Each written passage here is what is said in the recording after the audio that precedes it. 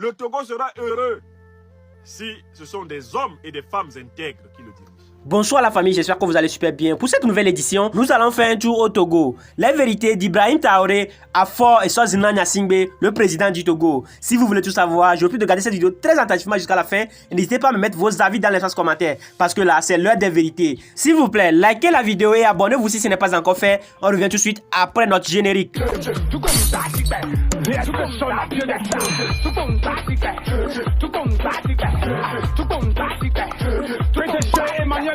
Dans les relations diplomatiques entre le Burkina et le Togo, il s'est passé un certain nombre de choses que je voudrais souligner.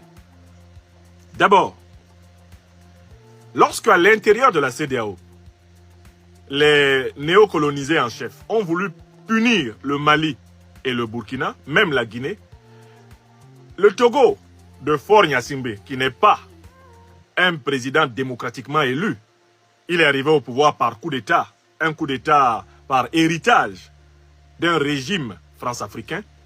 Le Togo de Faure Gnassingbé quand même s'est démarqué des autres pays de la CEDEAO en refusant d'être solidaire des sanctions infligées au Mali, des sanctions infligées au Burkina.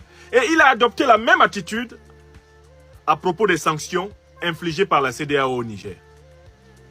Vous pouvez vérifier ce que je dis par les prises de position de la diplomatie togolaise chaque fois que ces sanctions ont été prises. C'est pour cela que Faure Gnassingbé a été le médiateur du conflit ivoiro-malien et c'est lui qui a facilité la libération des 49 mercenaires d'Alassane Draman Ouattara au Mali. Il a été également dans la facilitation du conflit burkinabéo-burkinabé, puisque c'est lui qui a récupéré Paul-Henri Sandaogo Damiba quand celui-ci a été viré du Burkina par ses compagnons du MPSR, Sandaogo Damiba qui vit son exil à Lomé. Vous devez aussi savoir que aux premières heures de la mise en place de l'embargo de la CEDEAO contre le Niger, eh bien, Faure Gnassingbé s'est positionné contre cet embargo et a plutôt cherché à favoriser une discussion avec le général de brigade Abou Draman Tiani, qu'il a rencontré. Il faut que vous le sachiez. D'où les positions qui s'en sont suivies. Le Togo n'a pas appliqué l'embargo. Le port de Lomé est ouvert au Niger. Le Togo s'est proposé de sécuriser l'aide humanitaire que les Nations Unies veulent donner au Niger. Le Niger a refusé que l'aide humanitaire passe par le Bénin. Parce que le Bénin s'est positionné sous talon à la tête de ceux qui veulent faire la guerre. Mais le même Niger a accepté que l'aide humanitaire passe par le Togo sous le contrôle d'une part du Togo et des autorités nigériennes pour que dans cette aide humanitaire, bien sûr, il n'y ait pas des armes de guerre. Ce sont des faits. Ce sont des faits que je suis en train de vous rapporter. Quand on veut juger d'un régime politique, moi je suis opposé à la dictature en Afrique. Par conséquent, je suis opposé à la dictature togolaise. Mais cette opposition à la dictature en Afrique et à la dictature togolaise ne doit pas m'amener à être aveugle aux actes que cette dictature peut poser et qui ont un impact positif sur le plan de la lutte continentale. C'est une faute d'un point de vue moral, éthique et spirituel. Quand on fait une analyse, ne pas reconnaître, même à son adversaire, éventuellement, des qualités. Vous me connaissez quand j'analyse la dictature du Cameroun, mon pays natal. J'ai toujours souligné ce que cette dictature fait et qui peut avoir un impact positif sur les populations africaines en général, ou même le peuple camerounais en particulier, et ce qui est fait par cette dictature d'inacceptable. Dans le cas d'espèce, quelle que soit la manière de retourner l'affaire, vous ne pouvez plus dire aujourd'hui que le Togo de Faure Gnassingbé est un des régimes qui agresse le Mali, un des régimes qui agresse le Burkina, un des régimes qui agresse le Niger. Ces dernières années, il a posé des actes qui indiquent qu'il ne veut plus être comptable du système d'agression organisé par la puissance coloniale et néocoloniale française et les puissances impérialistes occidentales contre les pays voisins. Par le passé, et là je conteste la thèse du ministre Robert Dussé-Comlan dans son intervention à l'ONU. Dans le passé, le Togo a servi de plateforme, plaque tournante de la déstabilisation des pays voisins. Des déstabilisations qui ont eu lieu en Côte d'Ivoire, des déstabilisations qui ont eu lieu au Burkina ou ailleurs, même au Libéria, ont été également organisées à partir du sol togolais. Ça, c'est documenté. Mais dans la période qui nous intéresse actuellement, qui n'est pas la période des années 80, des années 90, ou du début des années 2000, où M. Eyadema était là, et pilotait encore ce rôle de grand pion de la France-Afrique dans la déstabilisation locale, le président Faure a tenté de se démarquer de cet héritage. Alors, pourquoi est-ce qu'il s'en démarque? Mais en fait, parce que, qu'il le veuille ou non, il appartient à une génération qui, comme celle d'Ali Bongo, ne peut plus comprendre que tout ce qui se fait en Afrique se fasse sous les ordres de Paris. C'est ce qui s'est exprimé même dans les prises de position d'Idriss Déby vers la fin de sa vie. Lui qui avait été imposé aux Tchadiens par le néocolonialisme français, s'était mis ouvertement à le critiquer. D'accord? Donc il faut que vous preniez et je m'adresse ainsi à mes frères et sœurs de l'opposition togolaise. J'ai vu qu'un certain nombre d'entre eux, parce qu'il m'arrive de faire des analyses pour dire que oui, telle chose que le gouvernement togolais de Faure Gnassingbé a faite est acceptable et telle autre non. Ah non, ça veut dire que ils m'ont acheté. Ils m'ont acheté où? Si je devais être acheté, moi, Franklin Nyamsi au Cameroun, mais je serais un grand ministre de mon pays natal, le Cameroun. On commence par être acheté là où on est né.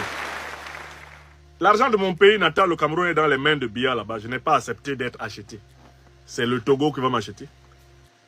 Je me suis retrouvé au cœur du pouvoir ivoirien, aux côtés de mon ami, compagnon, Guillaume Kibafori Soro. Alassane Ouattara nous a proposé de rester. Et on aurait eu tout ce qu'on pouvait avoir sur cette terre des hommes, en restant aux côtés de Ouattara pour lui servir comme des vassaux. Guillaume Soro et nous, ses compagnons, on a refusé. C'est le Togo là qui va m'acheter, là où le Cameroun n'a pas pu. C'est le Togo qui va m'acheter, là où la Côte d'Ivoire de Ouattara n'a pas pu. Non, respectez-nous. Respectez-nous un temps soit peu. Et écoutez ce que nous vous disons. Bon, le Togo là de Faure Gnassingbé n'est pas associé à la déstabilisation du Mali. C'est pour ça que Faure Gnassingbé a ses entrées au Mali et que son ministre des Affaires étrangères a reçu la plus haute médaille du Mali. Mais je ne vois pas les gens là en train de s'attaquer aux autorités maliennes parce qu'elles ont donné la médaille de commandeur. Commandeur à titre étranger de l'ordre national malien. Vous pensez que le président Assimi Goïta peut donner cette médaille de commandeur de l'ordre national malien à un Togolais associé aux ennemis du Mali? Vous pensez? Est-ce que vous pensez qu'Assimi Goïta peut faire ça? Non. Voici ce qui vient de se passer au Burkina. Voici ce qui vient de se passer au Burkina. Et là, je l'ai découvert en lisant tout à l'heure la page du ministre de Faure Gnassingbé des Affaires étrangères. Le Burkina Faso a invité le président Faure Gnassingbé, le Burkina Faso d'Ibrahim Traoré, a invité le président Faure Gnassingbé du Togo à être le patron de la 12e promotion de l'Institut des hautes études internationales INHEI de Ouagadougou. Et voilà comment Faure Gnassingbé s'est fait représenter là-bas par son ministre des Affaires étrangères, le professeur Robert Dussé-Komla. Il dit au Burkinabé, le Burkina Faso d'abord, ok, mais il faut appliquer ça au Togo. Le Togo d'abord. Donc il faut libérer tous les prisonniers politiques. Ce que vous demandez aux Burkinabés de faire chez eux là, mais faites ça chez vous d'abord. Vous êtes au pouvoir. Vous avez tout pouvoir de changer le visage du Togo. Ne trahissez pas le peuple burkinabé. Mais écoutez, quand vous fraudez aux élections, quand vous emprisonnez les opposants, vous trahissez le peuple togolais. Bon, mon frère Robert Dussé dit ne trahissez pas Thomas Sankara. Ok, il dit ça au Burkinabé, ça c'est très bien. Mais qui est le Thomas Sankara du Togo? C'est Sylvanus Olympio qui a été éliminé par Gnassingbé Eyadema. Oui ou non? Moi je dis que c'est intéressant. C'est intéressant que le gouvernement de Faure Gnassingbé veuille s'intégrer dans le panafricanisme, mais il va en profiter pour prendre conscience de ses contradictions. Mais le Sylvanus, le Thomas Sankara du Togo, ce n'est pas Faure Gnassingbé. Le Thomas Sankara du Togo, ce n'est pas Étienne Gnassingbé Eyadema. Le professeur Robert Dussé conviendra avec moi que le Thomas Sankara du Togo, c'est le président Sylvanus Olympio, qui a été assassiné par le régime Eyadema. D'accord? Et donc, c'était une grande trahison.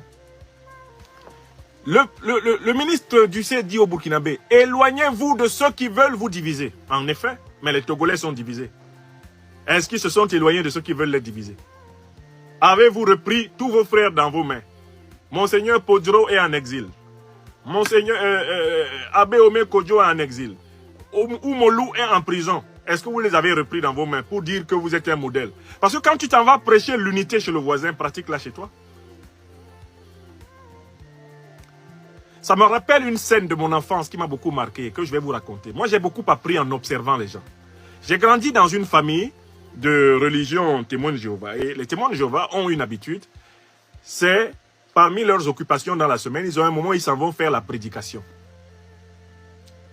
C'est-à-dire proposer leur compréhension de la Bible à leurs semblables. La prédication, vous voyez les témoins de Jéhovah qui se promènent avec leur Bible, leur brochure.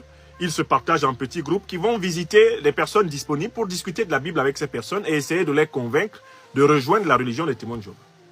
Alors, dans le quartier de mon enfance où j'ai grandi, à Bassa, à Bédi, un jour, il y avait 2 témoins de Jéhovah, dont un vieux, dont je ne citerai pas le nom, parce que je ne veux surtout pas, ici, je ne veux pas parler de lui pour l'exposer, je ne sais pas, à la moquerie des réseaux sociaux, mais il y avait un vieux témoin de Jéhovah qui était en train de prêcher. Il était en train d'expliquer que dans la vie, il faut pratiquer l'amour, le pardon, la charité, etc. Donc, il faisait la prédication en Bassa, quoi. Puisqu'on est à Bassa, c'est un quartier où beaucoup de gens parlaient Bassa, il prêchait en Bassa. C'était très intéressant, jusqu'au moment où il y a un ballon, un tir qui a été déclenché par des enfants qui jouaient à côté. Et le, et le ballon est venu taper la Bible que le vieux tenait et l'a fait tomber. Alors là, le vieux est entré dans une colère pas possible. Il a maudit les enfants, il a utilisé tous les noms d'oiseaux. Langinan, Bonba Satan, il les a maudits d'une manière incroyable. Moi, j'étais assis là, il y avait 11 ou 12 ans, je le regardais. Je le regardais de loin. Ce qui m'a impressionné, c'est que le vieux, après avoir maudit les enfants là, a ramassé sa Bible, il a dépoussiéré sa Bible et puis il a continué.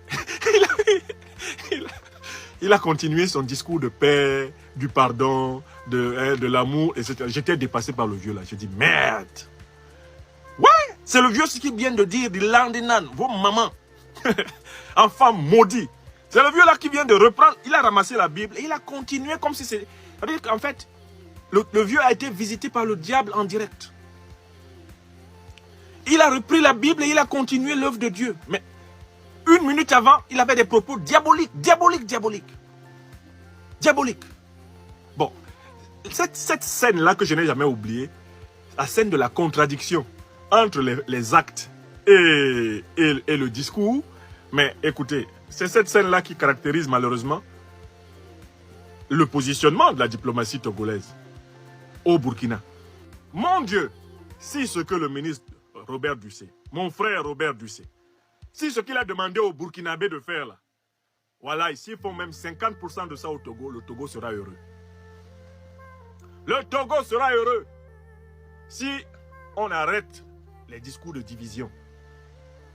Si on ne laisse pas quelqu'un d'autre venir opposer les Togolais les uns aux autres. Le Togo sera heureux si ce sont des hommes et des femmes intègres qui le dirigent. Donc, comment moi je prends cette deuxième question d'actualité? Je dis que, premièrement, soyons justes. Pour des raisons politiques internes, le président Faure Gnassingbé et son gouvernement se sont positionnés en faveur de la lutte du peuple malien, de la lutte du peuple burkinabé, de la lutte du peuple nigérien. Ça, reconnaissons-le leur. Mais, disons-leur immédiatement que les valeurs qu'ils ont promues dans ce changement diplomatique, tout à fait louable, notamment avec le discours à l'ONU, où le ministre togolais des Affaires étrangères a dit qu'ils sont opposés à la guerre contre le Niger. Eh bien, il faut que ce changement se traduise sur le plan de la politique intérieure. Et il faut que les dirigeants des pays voisins, donc devenus amis du Togo, encouragent le président togolais, lui aussi, à pratiquer les principes qu'il promeut dans la sous-région qu'il les pratique chez lui. Alors, le jour où Faure Gnassingbé commencera à pratiquer ces principes au Togo, d'abord, il remettra en cause le dogme qu'il a dans son esprit. Le principal dogme qu'il y a dans l'esprit de Faure Gnassingbé, c'est de penser qu'il doit, tout le temps qu'il sera vivant, être président du Togo. Il faut qu'il se débarrasse de cette idée dogmatique qui va coûter cher à sa personne et à son régime, tôt ou tard. Le pouvoir n'appartient pas à la famille Eyadema. Wow. Ça, c'est le premier dogme. Il faut que le président Faure guérisse de cela. Deuxième dogme. Quels que soient les problèmes et les tragédies qu'il y a eu entre les hommes et les femmes du même pays, de la même nation, il faut passer par la vérité et la justice avant d'aboutir à la réconciliation et à la paix. Il faut donc accepter d'en parler. Il faut accepter d'en discuter. Il faut accepter d'écouter toutes les parties. Mais il faut faire cela pour sauver le pays. Par conséquent, ceux qui vont mener les processus de vérité et de justice doivent être des réconciliateurs, des pardonneurs pour sauver le pays. Aucun pays ne s'est redressé dans ce monde par des règlements de compte indéfinis. Aucun pays de ce monde ne s'est redressé par des règlements de compte indéfinis entre ses enfants. Même dans mon pays natal, le Cameroun. Si je veux la vérité et la justice, je ne veux pas une logique de règlement de compte à l'infini. Dans ma terre adoptive de Côte d'Ivoire, si je veux la vérité et la justice, je ne veux pas une logique de règlement de compte à l'infini. Pas par faiblesse, mais par compréhension intellectuelle et spirituelle du processus du redressement politique. Il faut la vérité et la justice, mais il ne faut pas la vengeance indéterminée. Alors donc il faut que le président Faure se mette dans un état d'esprit qui favorise la prise de conscience de toutes les Togolaises et de tous les Togolais de la nécessité d'une vérité et d'une justice mise au service du pardon et de la réconciliation. C'est comme cela que le Togo pourra sortir grandi. Eh bien, des 60 années et plus, des 63 années de violence, de misère, de mensonges et de pillage qu'il a connu jusqu'ici. Et il faut que le président Faure commence à faire le deuil du pouvoir clanique, du pouvoir familial, du pouvoir appartenant à un homme, une famille. Ce n'est plus possible, monsieur le président. Regardez ce qui est arrivé à votre frère Ali Bongo. C'est ce qui est arrivé à Déby et ça va arriver à son fils. C'est ce qui va arriver en Guinée équatoriale au fils Obiang. Il est temps de vous dépouiller du mythe du pouvoir à vie et de la confiscation du pouvoir. C'est important.